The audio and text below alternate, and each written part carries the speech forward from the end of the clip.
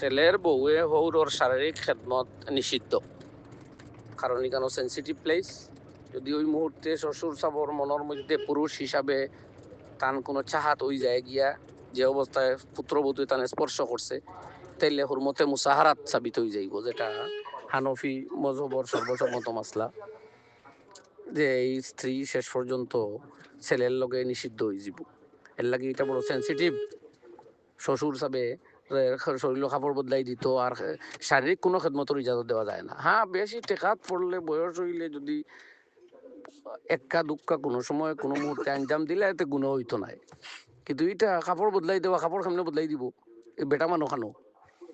কারণ এটা কইলাম তো সেন্সিটিভিটি আছে।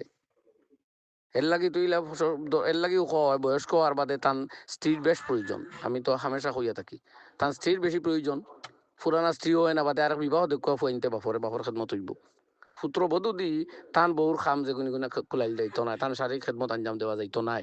এটা আমরা সমাজও আছে, যেটা সতর্কতার খেলাফ, এবং এর কারণে হাজারো অঘটন হারাম কাম করতেছে।